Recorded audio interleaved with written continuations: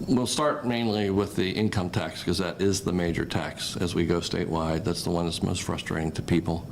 And our plan is to phase out the state income tax so that we would be more competitive with the 9 other states that do not have a state income tax. And those states are not all red. Some of them are blue. Delaware is blue, but they don't have an income tax. And Tennessee and Texas don't.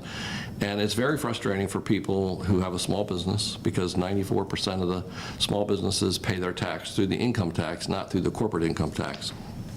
So a lot of decisions are made to move their business. It's very easy on Eastern Shore to move your business to Delaware and still have a business. But it's also very frustrating for people that are retiring.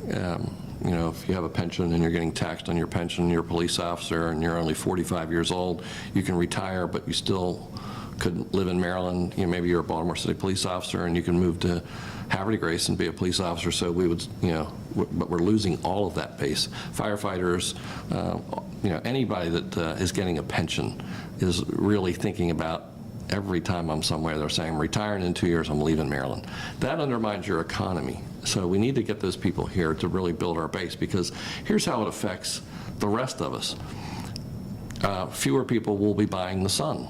Fewer people, the woman across the street from me has a place called Par Excellence. She said she lost 12, you know, she does spa stuff. She lost 12 of her customers in 2 months last year because they retired and left. So that's hurting her business. My barber said that he lost 4 in 1 month because people retired and they left. So the fact that people are retiring and leaving not just hurts our income tax base, because we lose that money anyway, but it also affects all of our businesses and volunteer organizations. So what we would do is the very first year, we would lower the percentage and raise the exemption, so it would help both the working and middle class by raising your exemption. And so then we would prove in the next 2 years that it was efficient, that we were able to still balance a budget correctly without a structural deficit, which can be done by just reducing it by 3% a year. That's you know, $1.2 billion, so it can be done.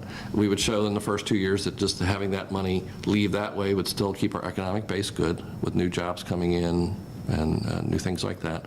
And then the 2 years later, so it would be the third year in office, then we would phase in a second aspect of it, which again would raise your exemption and lower the tax percentage, prove that again for 2 more years, and then if we get elected a second time, we would do it in the 5th year to phase it out all the way. You do have to do things slowly like that to prove that it works. But, you know, when you said we don't have the most aggressive plan, it's because having been in office, I realized that you just, you know, I get questions from people, what's it going to be the first things that you do? All right, what's going to be the first thing you do when you get home? I don't know until I get home and my wife tells me what's been going on. You know, I might think I'm going to get home and I'm going to cut the grass, and it's like, no, the dishwasher broke. You know, so you have to be, you can't just say, I have this agenda for the first 100 days. You have to be ready to take care of any problem. And the other thing is, it's very challenging that when you become the governor, you become governor during a session.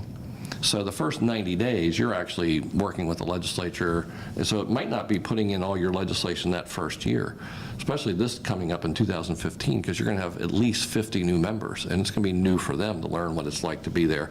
So you phase things in. You know, as county executive, I always look, it's kind of like being a farmer. You know when to plant, when to harvest. You have to know when to put legislation in. I work with my county council that we only send over a certain number of pieces of legislation at any given time, because we know they can't concentrate on all of them. And if I send over 15 bills and legislations in 1 month, and then 2 months later I'm not sending over anything, it's very difficult. So you just phase them in. So, all right, here's the priorities we have, we'll send them over. So that'd be the first thing. We will ask for a repeal of the mandate on the rain tax and give the counties the option to figure out where they could find funding for stormwater management. And the analogy I use on that for Harford County is that we already have a recordation and transfer tax and the impact fee. but those are restricted on how you spend it based on state legislation. So if they had said you could use a certain percentage of this for stormwater management, we wouldn't have had to do any new tax. We could have just shifted that, because impact fee, we're only allowed to use on school construction right now. They could have said, all right, you can use that for school construction, or you can use it for stormwater management. So that's the second one. And then we will severely look at some of the other fees that are really hurting businesses. The types of things that if you want to get certified in a certain type of business or your license, that's hurting businesses too. So we'll look at them individually and how we can modify them. What's the price tag on phase one on the income tax? Well, if the first, it would be about $1.2 billion. That's why I say that in the cut. The first 4 years would be $5 billion. And if you look at it, $7.5 billion is how much comes in on the income tax.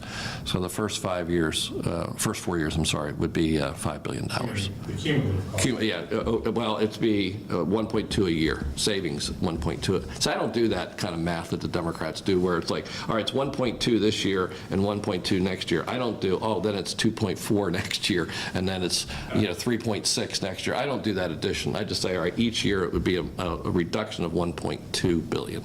That's the way I do my math. So the first year you're collecting 1.2 billion less. Yeah, and spending 1.2 billion less. Less again, less than that. Yes. Okay. Yes.